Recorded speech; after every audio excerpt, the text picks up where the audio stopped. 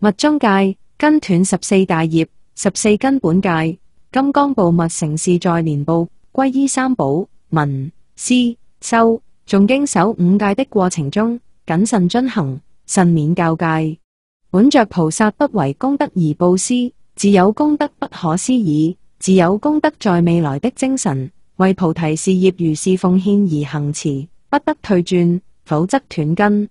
將貪、嗔、癡、慢而5毒轉為戒，定、慧、禪定、內修觀自在的功課，以誠、善、信、勇猛精進修持佛法，而是一切有情之眾生皆平等，如是我之恩者，發無我的菩提心，行菩薩道，荷擔菩提葉。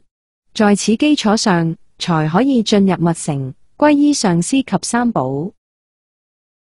本祖黃教金剛上師金珠爾雅夫圖克圖佛耶，於中華民國55年3月15日傳授密宗戒，根斷14大業。一、對於上師身口意不恭敬；二、對顯密律而不遵守；三、對金剛兄弟起怨讒；四、忘失慈悲心，實有情樂；五、畏難不道，退失菩提心；六、毀謗顯密經典非佛說；七、灌信不具受密法；八、損苦自穩不如佛；九、偏廢空有，不學空心；十、與謗佛破法惱害眾生者為朋；11、自經聖法，忘失密義；12、不說真密法，障破善根；13、法器及密法材料不完成；14、毀謗婦人為自勝。以上係密宗根本大戒，凡修學密宗行者，不可不知，更不可不學，而家熟記，謹遵守護，如護眼命，慎勿放逸。若破是戒，即斷密宗根本，所修密法不得成就，必墮金剛地獄，受無量苦。諸有智者，應當尊重，以共勉之。金剛上師金珠爾雅夫圖克圖佛耶，遺教三則。金剛上師金珠爾雅夫圖克圖佛耶，於中華民國56年，公元1967年7月11日，丁未歲6月初4日，開示於台北市和平東路金珠精舍。一、我佛爺說是轉世佛爺，生生世世要保持佛位，不能亂傳密法。譬如我在手掌中間，上是金剛佛，下是金剛地獄。如亂傳法，弟子不修亂造，是上師之過，應墮金剛地獄。我恐諸弟子修法不成，反墮地獄受苦，故不亂傳密法。有人以為我是無法可傳，其實不然，因為我是內蒙古的正教領袖，一切顯密教法都要學習圓滿。在顯教來說，是廣國子佛教大學畢業。在密宗方面，我有1000多種的灌頂法，非我無密法可傳也。二、修學密宗的人，第一要從基本密法學起，最基本的法是4加行法，真心要學密宗，都要先學4加行法。修持圓滿後，再求學本尊密法，方無顛倒錯誤。譬如你要建立大樓，決定要先從地基修好，然後層層建立。如無堅固地基，是很危險的，將來決定失敗。第二，修學密宗最重要的是恭敬上師，遵守密宗14根本大戒，不可違犯。如有違犯，現世所修一切密法不得成就，死後即墮金剛地獄，千萬億劫，求出無期。三、密宗有一句話說，離上師越近的人，是離上師越遠的，因為上師與本尊不能分開，上師就是本尊，本尊就是上師。如果你在上師身邊，上師的日常生活你都看見了，久而久之，在你的心目中，以為上師與一般人一樣，在無形中自然對上師不生恭敬。心不恭敬上師，你的身雖然在上師身邊，心早已離開上師了。故曰，離上師越近的人，是離上師越遠的。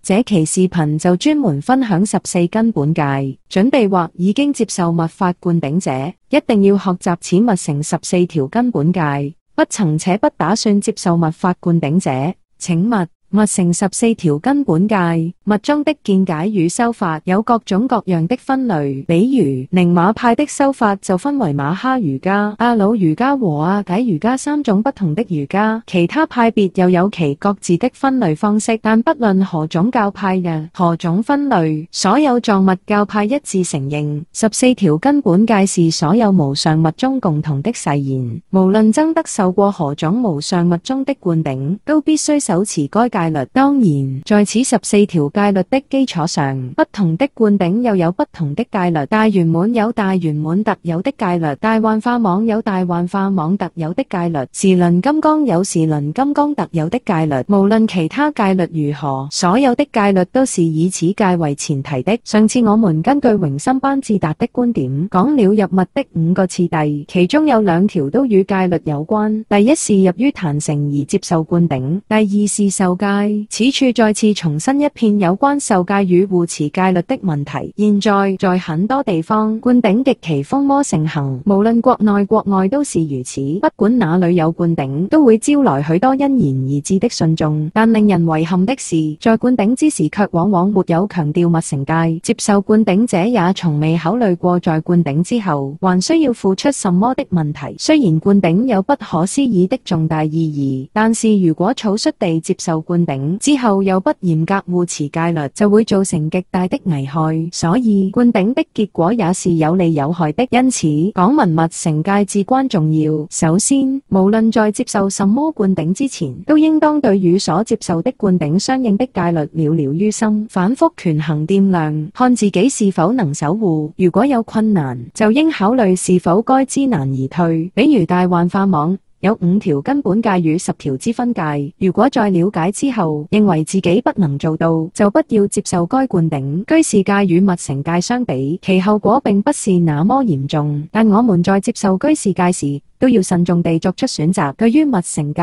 我們就更應該謹小慎微。目前在內地存在的嚴重問題就是，不但在灌頂之前不去了解灌頂的要求，在灌頂之後也不去過問，這樣做的結果不但可能使自己枉費心機，而且有可能使灌頂的危害遠遠大於其利益。因為如果對密乘戒一竅不通，就極可能失犯密乘戒。如果失犯密乘戒而不知懺悔，其後果也是讓人觸目驚心的。別解脫戒、菩薩戒與密乘戒相比，雖然違反別解脫戒過失很大，但與菩薩戒相比就顯得微不足道。如果違背菩薩戒，雖然也有極大過咎，但與密乘戒相比也不足掛齒。密乘戒是3戒當中最嚴厲的戒律，所以決不能掉以輕心，一定要學習密乘戒，並嚴格護持以絕後患。儘管如此，但密乘戒確實也有其不可以倚的優越性。比如說，如果違犯別解脫的根本戒，以小乘的觀點而言，就無法恢復；但從大乘的角度來說，在發菩提心的基礎上，就完全可以恢復。如果違犯了菩薩戒，也可以在上師三寶前重新接受；而密乘戒不但可以在上師三寶前重新接受，而且可以自己觀想佛菩薩以及佛的壇城，在所觀想的對境前懺悔並接受灌頂，以彌補或者恢復密乘戒戒體。涉及犯戒，最忌諱的就是2個問題：第一是犯戒，第二是不懺悔。佛在小乘的經典中也講過，有2種人是值得讚嘆的，第一是根本不犯戒的人，第二是勇於懺悔的人。無論針對哪種戒律都是這樣的，但是在最後的結果上，這2種人雖然都可以不墮地獄，但在成就的速度上卻有着天淵之別。犯戒越多，所犯的戒條越嚴重，離成佛的距離也就越遙遠。所以我們還是應當鄭重其事，防患於未然。如果嚴守密乘戒，其功德也是無法衡量的。入密者不必經歷大乘顯中所說的3大僧祇劫的漫長時光，在即生當中就有可能獲得普賢王如來的果位，就像坐飛機一樣。雖然價格很高，還有嚴格的安全檢查等等一系列的要求，而且一旦飛機失事，從高空上摔下來也只有死路一條。但乘坐飛機的速度也是其他交通工具所望塵莫及的。密乘戒也是這樣，如果犯戒而不懺悔還直成，必然墮入不得超升之機的金剛地獄。所以，如果不學密乘戒而盲目地接受灌頂，是極其可怕的。現在很多居士認為，只要參加了灌頂儀式，就理所當然地得到了灌頂，其實不一定。當然，在這種無知的情況下，沒有得到灌頂更好。如果得到了灌頂，卻對密乘戒一無所知，結果也就可想而知了。所以，不論接受別解脫戒、菩薩戒還是密乘戒，都應當是先了解其學處，這才是理智的做法。下面對14條戒律分別進行說明。一、詆毀上師，這是14條戒律中最嚴重的。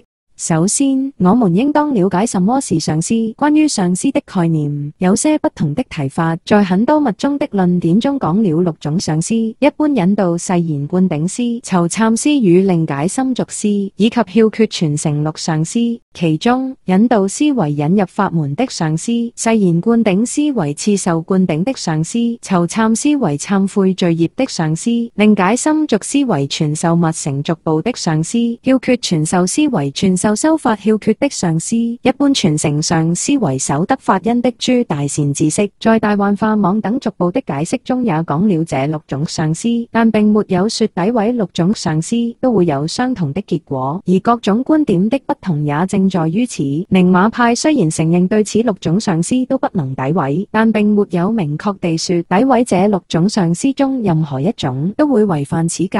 有的上師認為詆毀這6種上師中任何一種都有可能會違反根本戒。他們的理論根據來自於第6條根本戒，也即詆毀自他宗派。這裏的自指自宗，他指顯宗。他們認為，既然詆毀顯宗的法都會犯戒，則詆毀顯宗的上師也應該犯戒。所以，這些上師認為，詆毀6種上師中的任何一種都有可能會違犯此戒。這種說法雖然有一定的道理，但其理論依據並不是很充分。另一種觀點是以某些印度的大成就者和宗喀巴大師為代表的觀點。他們認為，詆毀6種上師中的任何一種，雖然有很大罪過，但不會都犯根本戒。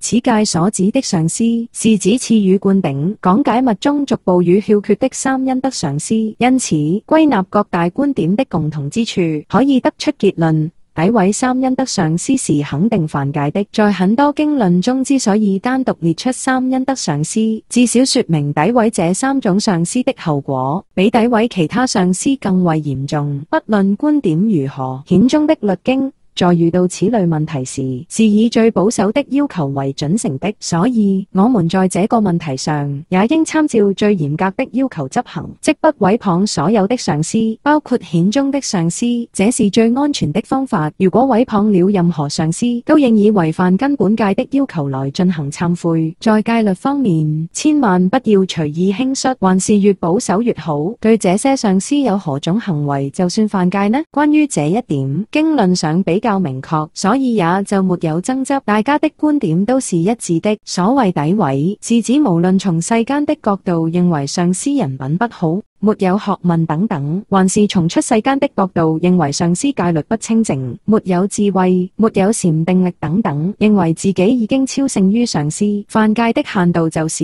認為自己該得到的法已經到手，從此以後可以不再理會恭敬上師，並打算與上師一刀兩斷。最嚴重的是以憎恨心詆毀上師，輕侮上師，擾亂其心。違犯這條戒律不一定需要身語的行為，只要心中產生了念頭，就算是犯戒。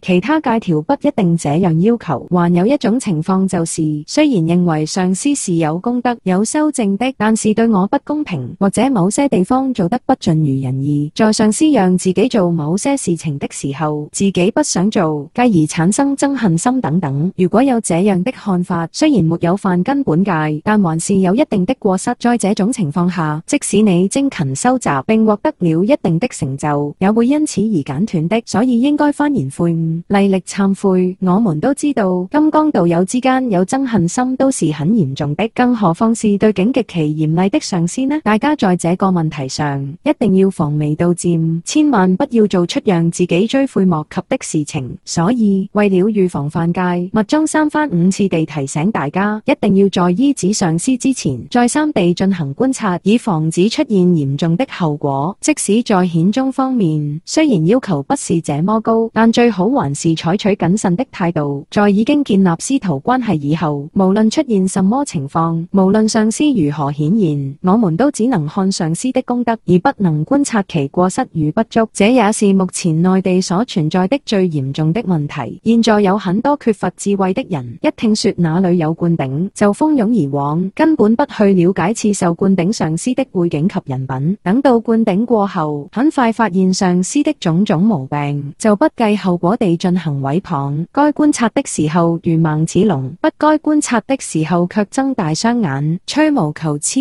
就是顛倒的行為。這些都是缺乏常識、缺乏教育的緣故。所以講授密乘戒刻不容緩，勢在必行。無論哪一種戒律，犯戒的人必須精神正常。如果精神不正常，即使身口等做出違犯戒律的事，但因為心裏沒有這樣的想法，就不算犯戒。二、為如來教：一、必須建立在違背三種戒律別解脫戒、菩薩戒、密乘戒的基礎之上，違背其他經書上的內容不能歸於此戒條。二、必須是明知自己所做的行為會違犯戒律。三、必須是以毫無顧忌的輕視心態違越這些戒律，才算違背此戒。比如在違犯盜戒及酒戒時，如果明知偷盜不對，卻滿不在乎地認為偷盜又有什麼了不起，犯戒並不值得大驚小怪，或者認為雖然佛陀在小乘經典中規定不能喝酒，但喝酒也不會阻礙解脫道，所以喝酒也是情理之中的事等等，有這樣的輕視心理，就算違背此戒條。如果沒有輕視之心，比如有人在想喝酒的時候，心想雖然喝酒是不對的，但是酒的魅力實在是太大了，我實在抵擋不住誘惑，真是很慚愧。如果以這樣的心態喝酒，雖然違犯了別解脫戒，卻沒有違犯此戒條。但是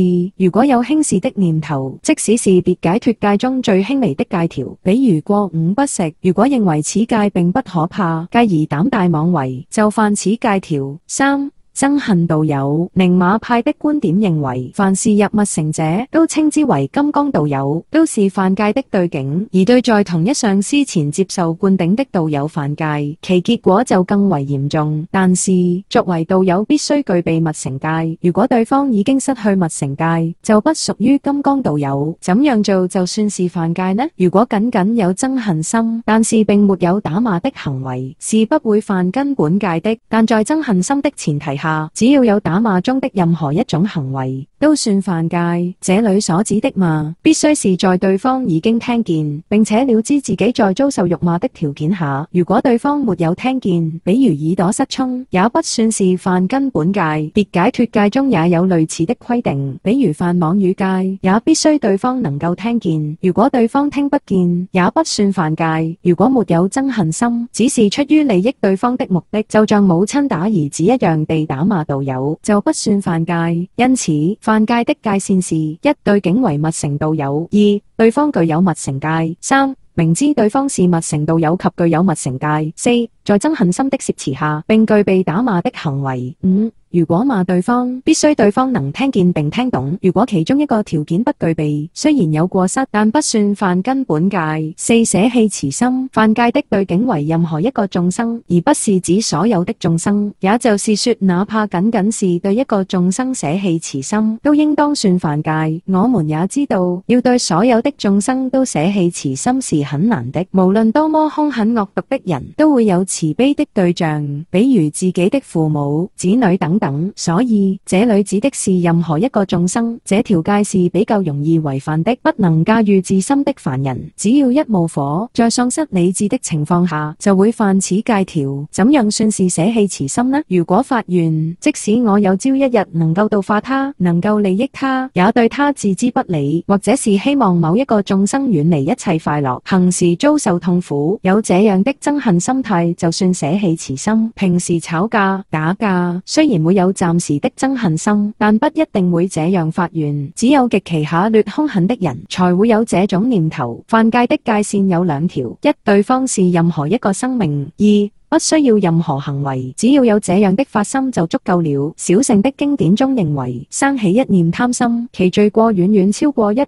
個憎恨心，因為他們認為別解脫戒所禁止的殺生、偷盜、邪淫等等的根源，多數來自於貪心，而不是憎心。大乘菩薩戒卻認為，以一念憎心所做出的行為，其罪過遠遠超過100個貪心所攝持的行為，因為大乘的根本就是菩提心，而憎恨心是與菩提心直接相違的，所以在大乘中，憎恨心是十分可怕的彌天大罪。違犯這條戒的同時，也違犯了菩薩的根本戒。修學過大乘佛法的人，比如聽聞過入菩薩行論或者菩提心修法、四無量心修法的人，自己如果有一些體會，一般不會違犯這條戒。如果有這樣的想法，其後果是不堪設想的。我們一定要杜絕這種念頭。捨菩提心，聖義菩提心是不可能捨棄的，所以這裏所指的菩提心是世俗菩提心，具體地說，也就是願行菩提心中的願菩提心。因為雖然捨棄了行菩提心，比如布施、持戒、忍辱等，但如果心中仍有為度化眾生而成佛的想法，就不會犯此根本戒。但是如果捨棄了為度化眾生成佛的念頭，就像一張紙被燒毀後，上面的字跡都蕩然無存一樣，所有的一切修持、一切努力都隨着這個念頭的失去而土崩瓦解。如果因為懶惰或者遭受欺侮，比如自己本來一心一意地利益他人，卻遭到他人的惡意中傷，就有可能萬念俱灰地認為度化眾生太難了，我還是潔身自好，明哲保身，自己修行自己成就吧。如果有了這種念頭，就違犯了此根本戒。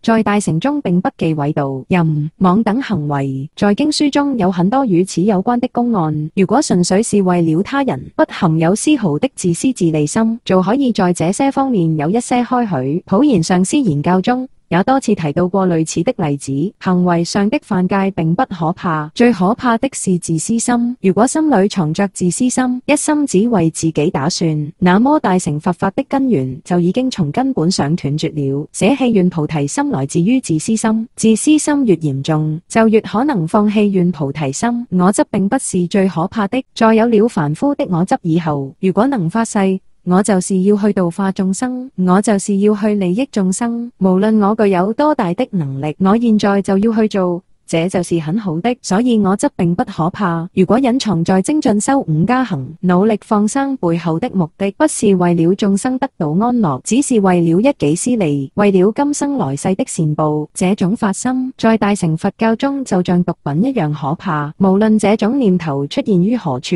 與其相關的一切聞思修行都會被染污殆盡。本來生起願菩提心就不是容易的事，需要付出很大的艱辛。如果好不容易生起願菩提心，卻因此而化為烏有，才真是讓人痛心疾首的遺憾之事。違犯這條戒的同時，也違犯了菩薩戒。如果因為一念之差而同時違犯兩種戒是如不可及的。我們要知道，如果捨棄了願菩提心，就如同磁盤被格式化後，所有的信息都不復存在一樣。自己通過多年的聞思修行所建立的一切功德，都會隨之而徹底坍塌，盡付東流。所以，一旦有捨棄菩提心的苗頭產生，就一定要毫不留情地將其掐斷，萬萬不可鑄成大錯。六、詆毀宗派，也就是詆毀自他宗派。關於這裏所指的對境，也有不同的說法。有人認為自宗是指佛教，他宗是指外道，也就是說，即使毀謗外道也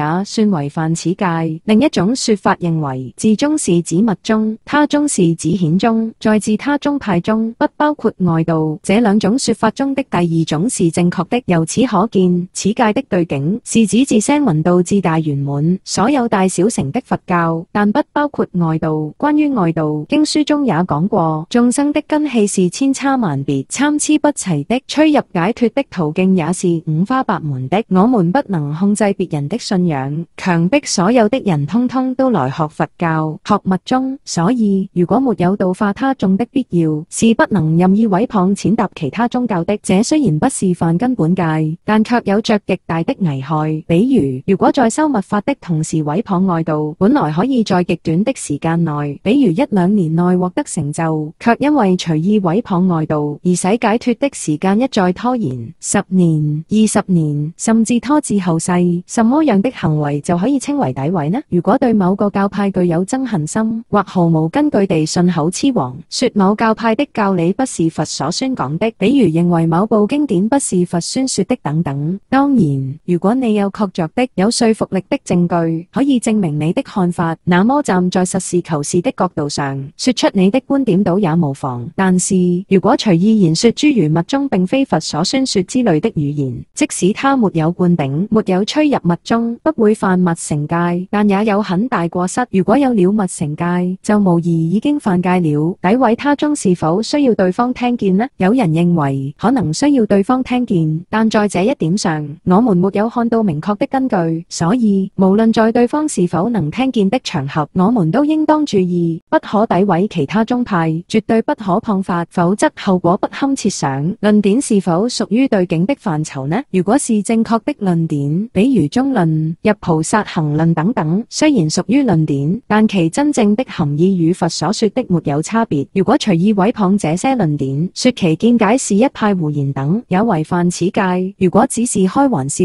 則不會違犯此戒。對整個經論沒有信心是不犯戒的，只要沒有詆毀的行為就可以。顯、密、淨、禪都是正法，絕不可詆毀。在犯此戒的同時，也犯了謗法的嚴重罪業，也就是同時有2條罪業降臨在自己的相續中。大家務必要規行矩步，三思而行，切忌毀謗佛法。這是第6條根本戒。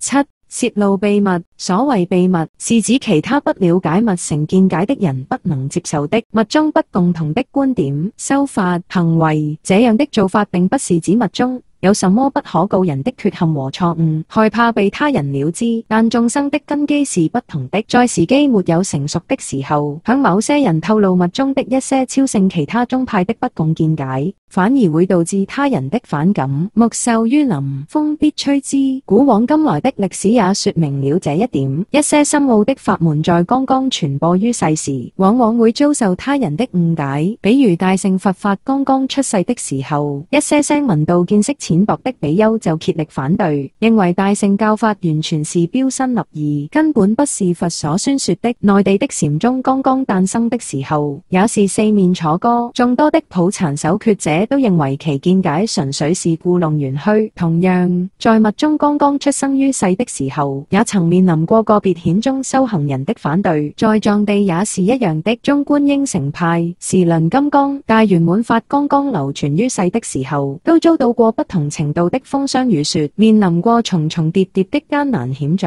下從不可以語冰。這正說明，由於這些新誕生的法具有不可比擬的極度超凡之處，才會高深莫測，讓一般的孤陋寡聞、因循守舊者難以接受。但是隨着時間的推移，大家對這些教法慢慢了解以後，就開始認同這些教法，也就對這些見解行為習以為常了。現在有很多曾被大家爭論不休的教派，在衝破種種障礙之後，都被公眾所認可了，但是都必須經歷一段過程。所以他人的不認可，不但不能證明法本身的缺陷，反而往往是因為其本身的殊勝性所導致的。在與其根基不相應的情況下，就應該保密，不能隨意向不明真相的人透露密宗的甚深見解與修法，這樣就可以避免讓這些人做謗法的罪業。反之，泄露秘密就會帶來嚴重的後果。如果沒有遵守密宗的要求而泄露了秘密，就會犯此戒條。那麼泄露秘密的對方包括哪幾種人呢？一、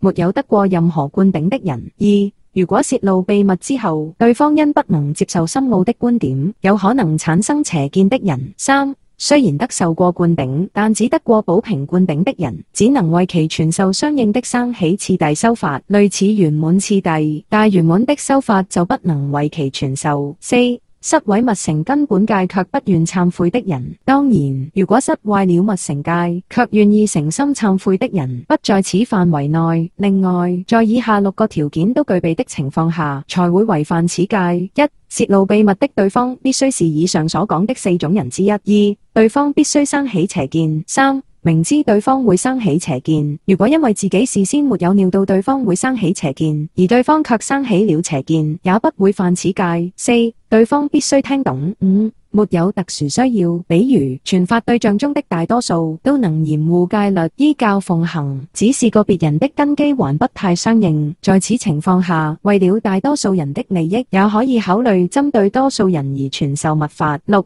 所泄露的內容必須屬於密法不共同的觀點、修法等，比如大圓滿前行中的人身難得、壽命無常等等，不屬於不共同的觀點。如果他人對此生起邪見，就不算犯戒。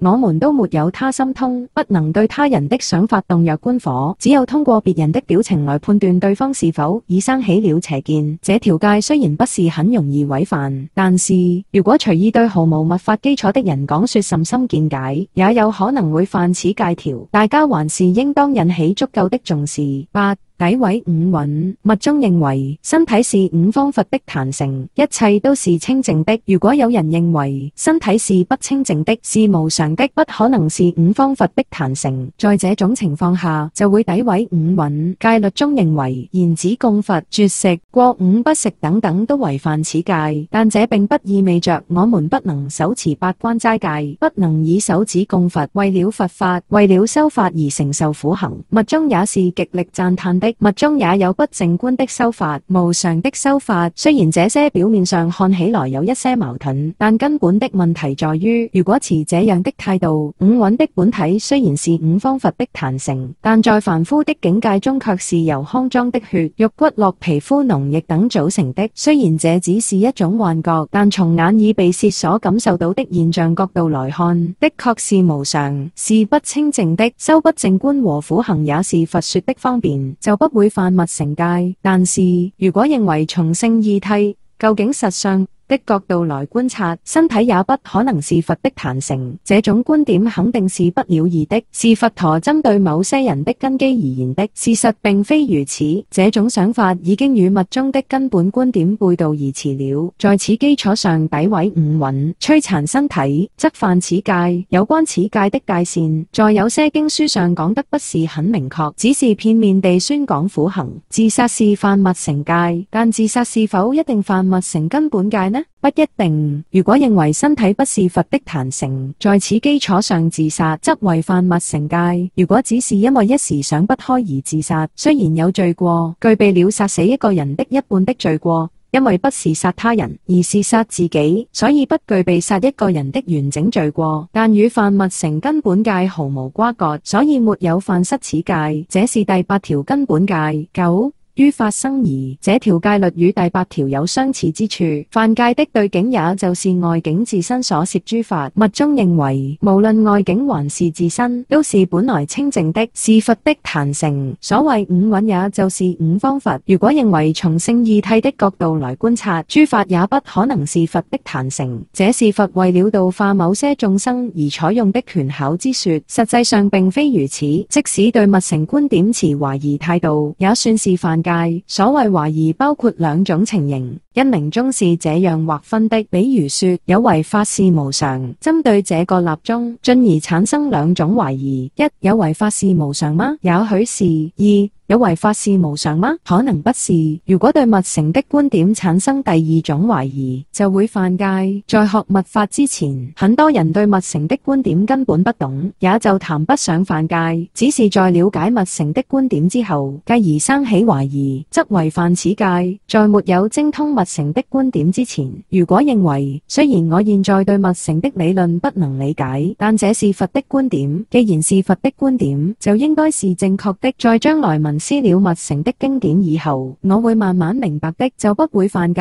只有在過分相信自己五根的前提下，將自己所感受的幻覺則為萬法的本來面目，隨意解釋佛的本意，排斥密乘的見解，則必然犯戒。此為第九條根本戒。十、不度惡者。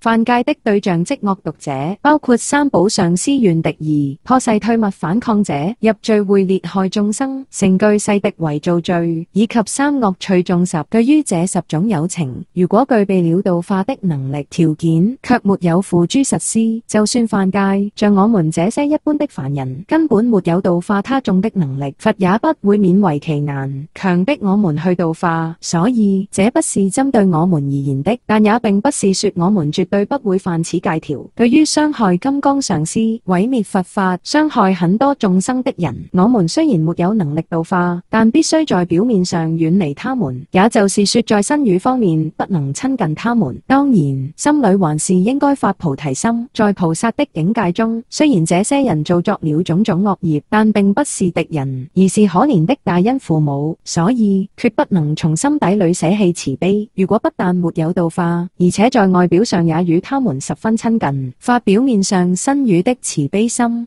則為犯戒。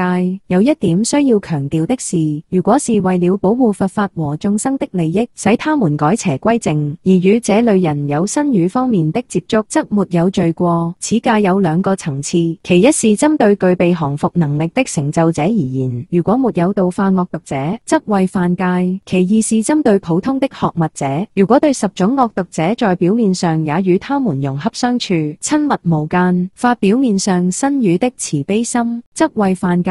這是第10條根本戒。11團道正法。犯戒的對境為空性，前面所講的第9條的對境是本淨光明，是從現象的角度而言的。這裏所講的空性，是與中觀應成派或與般若波羅蜜多所抉擇的空性比較接近的大空性。如果以普通的邏輯，也即因明中所講的邏輯去推導遠離一切戲論、不可思、不可言的大空性，最後得出結論。所謂的空性，並不是遠離一切戲論的，而是像小乘所抉擇的無我，或者中觀自續派前期所抉擇的單空等等，則犯此戒。這並不是要求我們必須精通或者證悟遠離一切戲論的大空性，如果不懂則不會犯戒。這是第11條根本戒。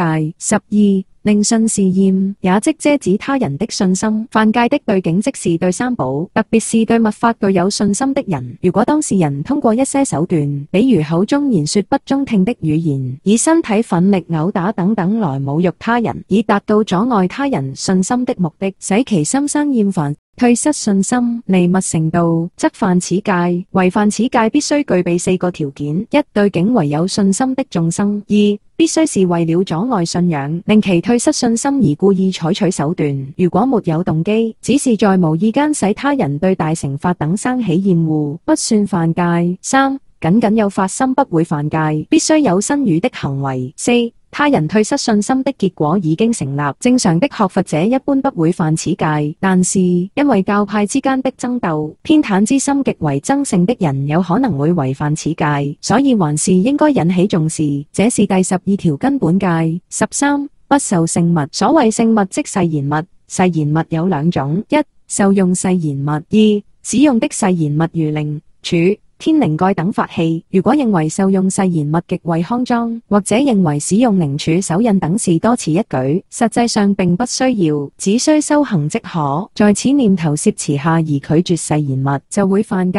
像酒肉等飲食受用，在修證沒有達到一定境界、能力有限的情況下，絕不能肆無忌憚地飲用和食用。會供的時候，對待酒類，只需用手指沾在酒裏，然後塗在嘴唇上；對待肉類，也只需吞服像蒼蠅腿的體積一般大小的肉。雖然從世人的角度來說，這談不上是喝酒吃肉，但卻足以表示已經接受誓言物。即使密宗也非常反對隨意享用誓言物，像鈴杵、天靈蓋等法器。作為密法修行人，平時可以供在供桌上，即使沒有這些法器，只要你沒有拒絕的態度，也不算犯戒。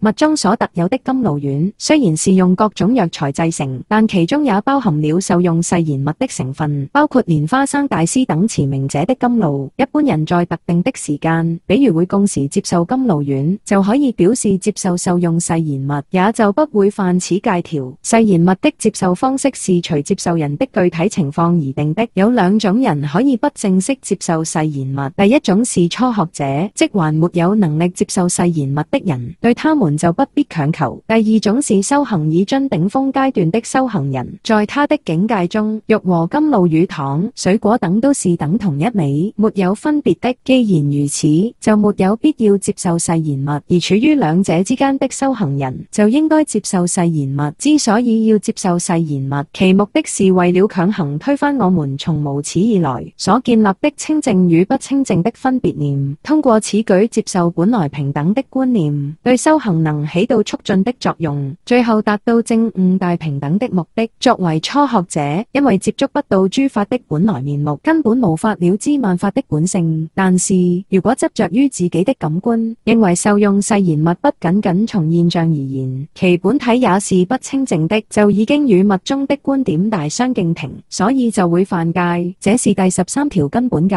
14、詆毀女性。犯戒的對境是所有的女性，因為在末法時代，以各種身份度化眾生的度母、空行母等比比皆是。與男性相比，女性所佔的比例更大，在任何場合都有可能出現空行母的化身。如果隨意毀謗整個女性，就有可能在不經意間毀謗了金剛亥母、白度母、作明佛母等佛的化身。當滿足了以下4個條件時，即為違犯了第14條根本戒。一、對方必須是所有女性，雖然毀謗一個女性，但必須建立在指責所有女性過失的前提下。二、具有言說過失的動機。三、毀謗的內容是所有女性的過失。四、對方必須聽見。此14條根本戒是密中最基礎的戒律，凡是密法的修行人都必須對此戒律恪守不渝，以乳臨深淵、如履薄冰的態度，小心翼翼地護持此戒。